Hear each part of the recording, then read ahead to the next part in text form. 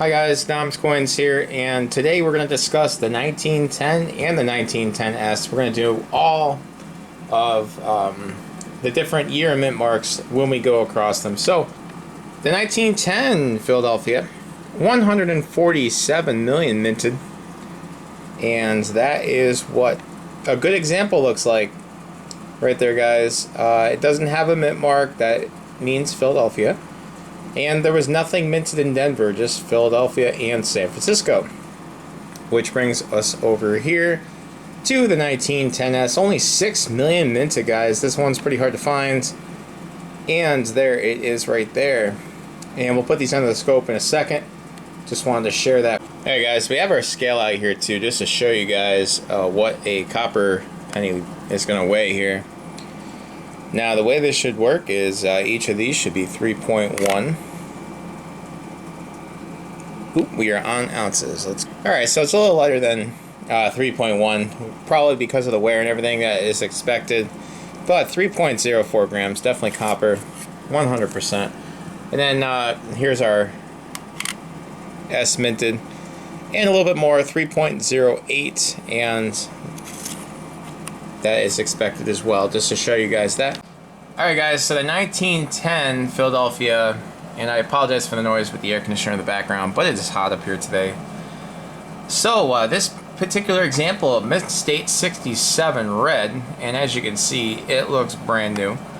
That's what Mint State 67 looks like, and the mintage on this is actually 146 million and change, not 147 million like they say in the book, but auction record on this one, $10,869, guys. Now if we scroll down, as you can see here, just went up a little bit, up to 200, 325, 65, and anything above 65 plus is, as you can see, the values really start to go up. And if we go over here, the values, as you can see, now they have really at 2400, but as you can see, when they get to 67 plus though, the big jump, this is like flawless. I mean, flawless is Mint State 70, but 67 plus for that old of a coin is pretty nice. And these are some of the examples that they sold for, and the record being on the front page. There's 23 examples that they have. Now if we go over to the more realistic examples here. Alright guys, so real quick, now they give you a little bit of a key here in the red book and the blue book, and we're using the blue one right here, on how you can tell what your wheat cent is going to grade. So G4 being good, you're going to have the date warm but apparent, lines and wheat heads missing full rims. Now we have some wheat lines showing, as you can see, so this is a little bit better than G4. Obviously there's a ding right there in the side of the rim, but the date is not worn. It's very very clear. So we come down to very good.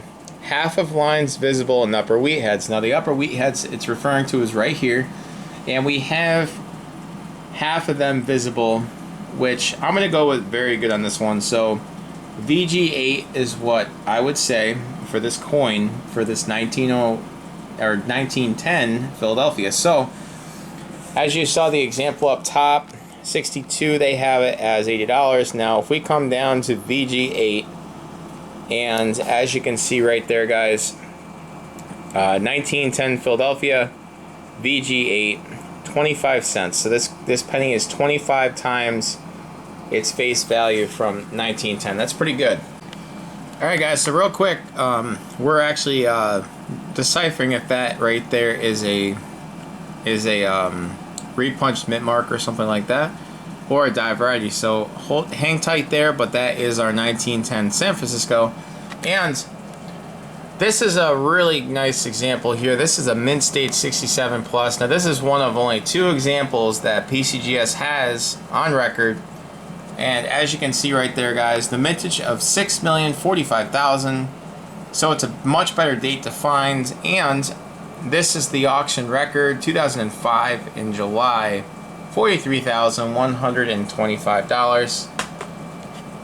And as we scroll down, we're trying to figure out which of these RPMs that might be. If it's not, it's not, but we'll have some fun in a second here trying to decipher that.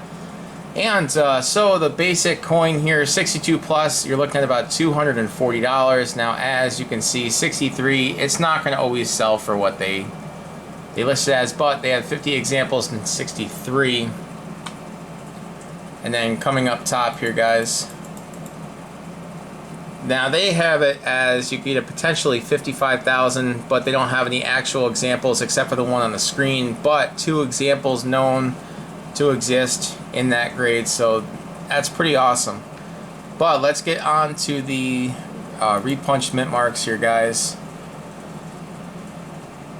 And we're just going to check to see if it's the 1910 RPM FS502 or the 501. Alright guys, so after further inspection, this coin unfortunately does not have the FS101 or the FS102 for the RPM.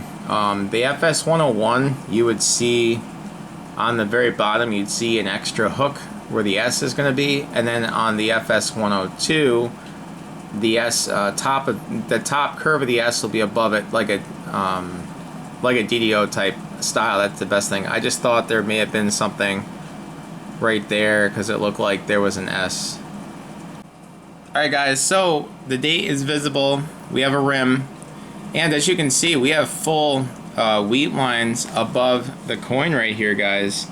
So pretty much the way, from what that tells us, is that we're doing better than what we did before. And what we have to do, so now we know it's a very good, we know more than half the lines. Now fine 12 is worn but visible, but in fairness, they're not terrible. I mean, I guess we could go with that just to be safe, but if it wasn't, it would jump up to very fine. That's where the cheekbone and jawbone are worn, but they are separated, but no worn spots on the wheat heads. Now we do have a couple worn spots, so just to be safe, I am going to say fine 12 on this example right here, because a couple tiny spots are just starting to wear into each other before we got a hold of it. So unfortunately, that's what we're going to grade it as. But fine 12 though is pretty good, because in the 1910 San Francisco,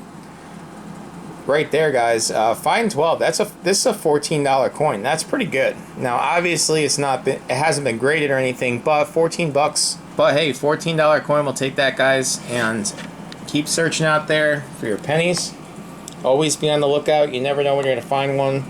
And as always, guys, that wraps it up for today's lesson on the Lincoln Cent penny. 1910 San Francisco. So you all have a good rest of your day, guys. Enjoy. Bye-bye now.